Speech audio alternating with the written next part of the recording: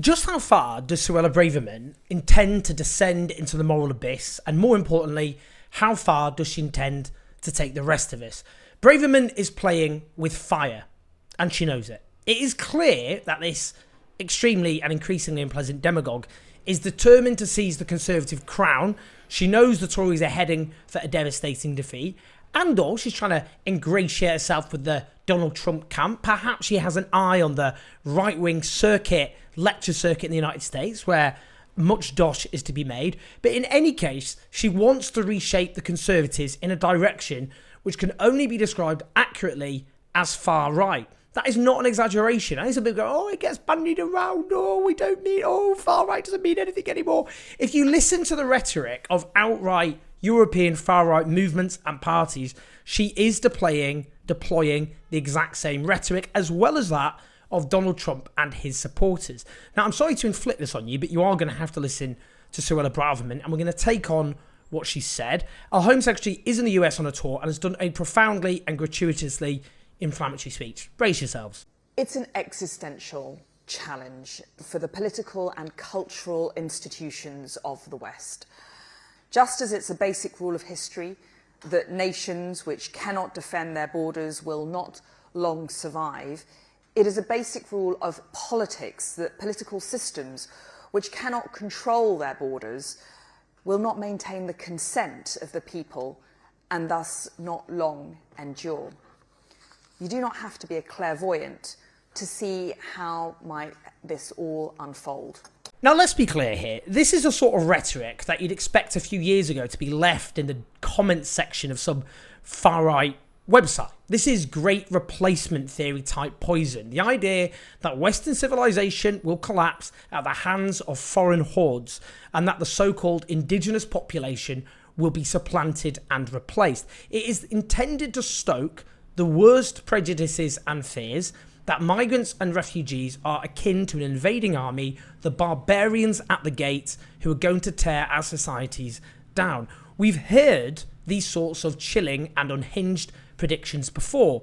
Back in 1968, the Conservative shadow cabinet minister Enoch Powell delivered his notorious Rivers of Blood speech, in which he endorsed the idea of a constituent who declared that in this country in 15 or 20 years' time, the black man will have the whip hand over the white man. He argued that most migrants didn't want to integrate, and he predicted a race war, that the streets of Britain would be foaming with much blood, like the River Tiber.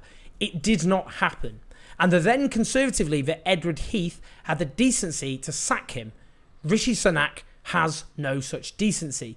Now, the truth is that the growing global instability has indeed forced huge numbers of people, human beings, very important to emphasise, human beings, from their homes. But when Braverman talks about 780 million refugees potentially being eligible and coming to our shores, she's simply stoking up deranged, baseless hate. This is not how people driven from their homes behave, or people who suffer persecution and discrimination. Now, globally, there's around 108 million people displaced from their homes. That is a huge increase on previous years. Of those, a considerable majority, 62.5 million, are internally displaced. That is, they stay in their own borders because the vast majority of people don't want to leave their homes, where they're settled, where they have family, where they speak the language, where they have roots, and so on and so forth. If you were in a country like Britain, if Britain was suddenly subjected to massive violent instability, you would want to return to your home as soon as possible. Now, a much smaller number, 35.3 million of that 108 million, are refugees, and 5.5 million are asylum seekers. Of the minority who flee their country's borders, 70% are in neighbouring countries, which tend to be poor countries with less resources. Before the Ukraine war, less than 10% of the world's refugees were here in Europe.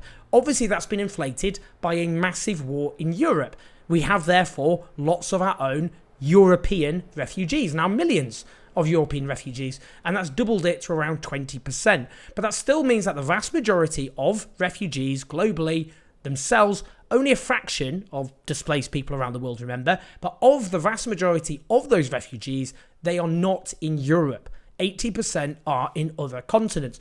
Of those who come to Europe, only a very small proportion come to the UK, and they are disproportionately those who speak English.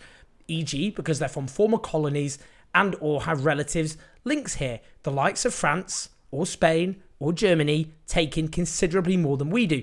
We have fewer asylum seekers actually coming here than the start of the century, but more coming by small boats because the government have shut down those safe and legal routes. The biggest group now coming by boat are Afghans. Anyone remember anything happening in Afghanistan in the 21st century? I mean, I know we just erase recent memories and just start the clock basically from last week. Anyone remember? There was this conflict that happened, which the British Army were directly involved in for 20 years. Not even talking about Western support for the Mujahideen in the 1980s when the Soviets invaded. A very long and sordid history of Western involvement in Afghanistan. It actually goes back a lot longer than that. Now, a fundamental point here that the role of the West is the role of the West in destabilising or helping to destabilise entire nations. Our armed forces were engaged in conflict in Afghanistan, and I don't want to set everyone off, but that did include Western troops committing atrocities. That's just what happened. That's a fact. So they helped to destabilise entire nations, then they refused to take responsibility for their actions, which includes our fellow human beings forced to flee their homes. Now, people go, oh, why don't they stay in the first country they go to? Well, that would mean only Greece and Italy then, wouldn't it, taking in refugees? That'd be convenient, wouldn't it? If it's just them, no one else, just Greece and Italy, because they're the first countries they arrive in. Except the exceptions that Britain has made for Ukraine and Hong Kong. Now, they already take more than us per capita, and they're poorer than us. The fact is, our country as well, and this is a really important point because she's presenting this as this is a threat to our culture's under threat. British culture is partly built by refugees. The Huguenots, who fled the French wars of religion, the Jews, who fled the pogroms of Eastern Europe, the Irish, who fled the famine. A famine the British state bears key responsibility for, which in the 19th century led to half the Irish population either fleeing or starving to death. Or the Ugandan Asians, we could go on. Now, let's just listen to a bit more of it. I apologise for this, but this is a really important point. Uncontrolled immigration, inadequate integration, and a misguided dogma of multiculturalism have proven a toxic combination for Europe over the last few decades. I'm not the first to point this out. In 2010, Angela Merkel gave a speech in which she acknowledged that multiculturalism had utterly failed. And then French President Nicolas Sarkozy and British Prime Minister David Cameron echoed similar sentiments shortly thereafter. Multiculturalism makes no demands of the incomer to integrate.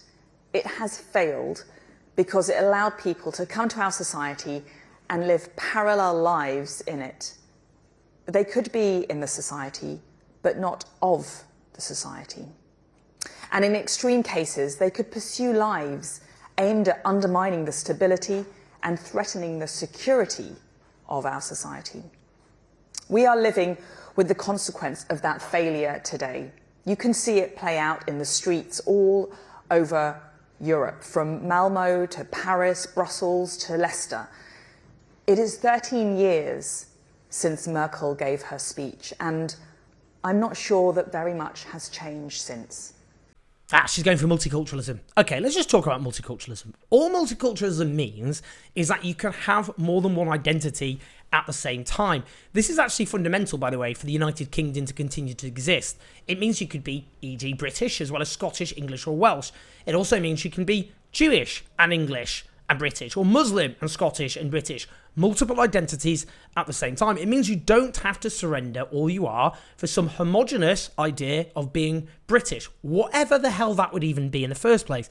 And that's important because there's no agreed consensus on what, for example, British values are. My values are completely different to those of Suella Braverman. I don't agree with what being British is compared to her. We're not on the same planet. We live in a different universe, morally speaking. As this whole video, I think, underlines. I looked at things like the National Health Service, the welfare state, the struggles of women, workers, LGBTQ people, and minorities for their rights. I think she's more besotted with, I don't know, the empire. I don't have any truck with that. I hate the British Empire. I think the British Empire is one of the great atrocities in human history. We're not going to agree on what being British is, and no consensus will ever be built on what it means. This speech, by the way, just underlines how unbelievably ignorant she is. She talks about France in her speech. I don't want to sound overly personal here. Actually, sod it, I will. Is she thick? Is she just stupid? France, France is an example of a society which explicitly rejects multiculturalism. If you want to know what an anti-multicultural European society looks like, look no further than France. They really are supposed to have just one identity, being French. They erase other distinctions and wage war, for example, on Muslim women wearing burkinis on beaches. That is actually illegal. How's that panned out in France, their little anti-multicultural experiment, where they leave minorities cramped in impoverished banlieue, subjected to routine police violence, and over again, they erupt into riots? Do you look at that and think, wow, that's a great success, let's go and emulate that? Is that the future she wants? Really? It gets worse and worse. She's now declared anti-gay discrimination isn't a qualification for asylum, and basically suggested that just being gay is something that people are doing just to make that automatically make them eligible for sanctuary, essentially implying we'll be flooded with gay refugees. Now, bear in mind, the government have just abandoned, by the way, their plan to ban conversion therapy. Now, this shows a broader point. We warned you. We warned you about the anti-trans backlash. We warned you it wouldn't stop with trans people, that they would expand the net across the LGBTQ rainbow. That's why now they're scrapping the conversion therapy ban, and that's why now they're trying to tap into fears that somehow we'll be flooded with gay refugees. Now, in 2021, 1% of asylum applications were gay. Bear in mind, 64 countries on earth have laws criminalising homosexuality, up to and including the death penalty. Countries which have often huge hostility to gay people, some, it must be said, because of laws and attitudes imposed by the British Empire, colonial era laws. Now, I've interviewed many LGBTQ refugees and the horrors they've gone through, being attacked by fellow citizens, threatened with death, beaten by the police, arrested, incarcerated and tortured. I want us to take in more of those refugees, and I find it nauseating that during Pride Month you get, for example, the Home Office flying the pride flag whilst deporting LGBTQ refugees. Let's just be clear. This is all an attempt, a distraction. A distraction from the fact that Conservatives have ruined the country. They wrecked the country. They've left public services like the NHS on their knees. Our infrastructure is falling to pieces. It is now the infrastructure in much of the country you'd expect in a poor country. We've had the longest squeeze in living standards now since the Napoleonic era. We have a massive housing crisis. We have increasing numbers of young people, children, condemned to poverty with all the lifelong consequences that has for them and our society. This country doesn't work anymore. It is no longer a country which looks or operates like you'd expect a wealthy country to function. It is essentially now a poor country compared to European standards with a few rich bits in it. That's the reality, and that is not because of migrants and refugees. This country is falling to pieces because of a Conservative government that wrecked it with their policies of slash and burn cuts and failing to invest in the future. They're the ones who we should be fearful of when it comes to our culture. They've underfunded. They hate British culture. I mean, if you look at the arts and all the rest of it, they just think it's a den of leftiness. The real threat to our culture and our values and our heritage and our infrastructure and our public services is not from abroad, it's at home. It's the people who run the country, and they want us to not be angry with them, they want us to be angry with desperate people instead. Now, Suella Braverman is clearly on the rampage, and she's clearly determined to position herself to take over the Conservative Party and refashion them into an outright far-right party. It's scary, and we should be worried, and we should call it out for what it is. Anyway, I want to hear your thoughts. Please like and subscribe. Please support us on patreon.com/ownjazz84. Listen to us on the podcast. I'll see you in a bit.